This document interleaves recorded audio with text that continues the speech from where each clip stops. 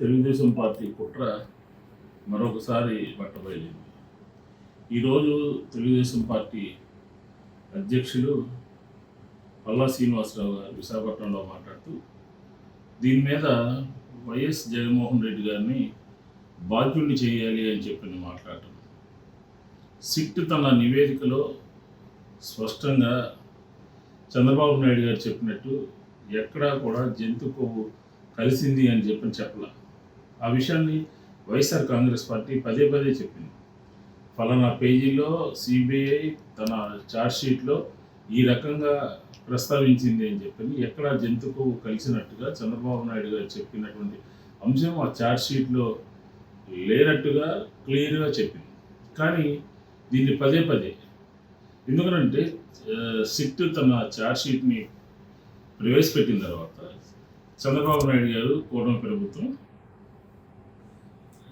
డిఫెన్స్లో పడిపోయి ప్రజల నుంచి చేసినటువంటి తప్పుకి ప్రజల నుంచి వ్యతిరేకత వ్యక్తమవుతున్నటువంటి తరుణంలో 4 పక్కల ముప్పేట దాడి చేయాలి అనే ఉద్దేశంతో ఒకసారి నిన్నగాక మొన్న కూటమికి సంబంధించినటువంటి నాయకుల్ని జనసేన బీజేపీకి సంబంధించినటువంటి నాయకుల్ని పక్కన పెట్టుకుని వాళ్ళను కూడా భాగస్వాములు చేసి వాళ్ళతో కూడా వైఎస్ఆర్ కాంగ్రెస్ పార్టీ మీద జగన్మోహన్ రెడ్డి గారి మీద మాట్లాడించాలి అని చెప్పిన ప్రయత్నం జరుగుతుంది.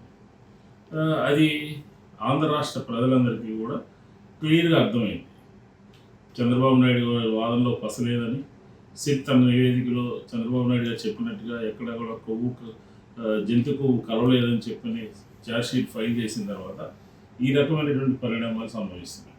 దీంతోపాటు ఈ కూటమి ప్రభుత్వంతో పాటు కొంతమందితో ఎల్లో మీడియా కొంతమందితో మాట్లాడిస్తాం. మరీ ముఖ్యంగా నిన్న ఆంధ్రప్రదేశ్ రాష్ట్ర ప్రధాన కార్యదర్శిగా పనిచేసినటువంటి ఎల్వి సుబ్రహ్మణ్యం గారు, మాజీ సిఎస్ గారు, ఆయన మాట్లాడటం అసలు ఆయన ఏం మాట్లాడారో కూడా స్పష్టంగా ఆ స్టోరీలో లేదు.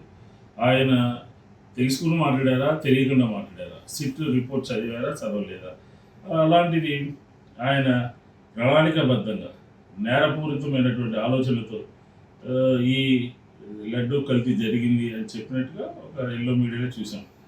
దానికి నోరు విప్పి మాట్లాడారు ఎల్వి సుబ్రహ్మణ్యం గారు. స్టోరీ ఎల్లో మీడియా కూడా ఒక పక్క నుంచి ఆయన అలాంటి వారి వ్యక్తుల యొక్క పేరుని వాడుకుని చంద్రబాబు నాయుడు గారు చేసినటువంటి ఆ వ్యాఖ్యకి మద్దతుగా కూడగట్టేటటువంటి ప్రయత్నంలో భాగంగా మాజీ సిఎస్ గారితో కూడా మాట్లాడించినట్టుంది.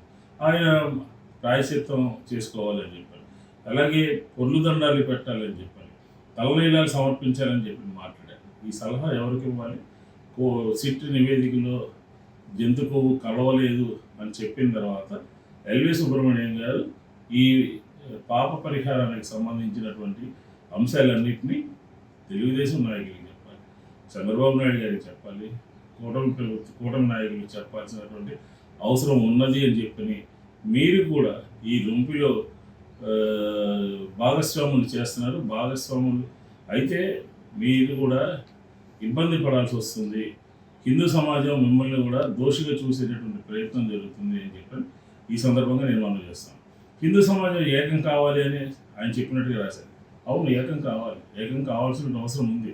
ఎందుకు ఏకం కావాలి? ఈ రాష్ట్రంలో మేము వైఎస్ఆర్ కాంగ్రెస్ పార్టీ అధికారంలో ఉన్నప్పుడు దేవాలయాల్ని ఒక వస్తువు కింద మార్చి, అలాగే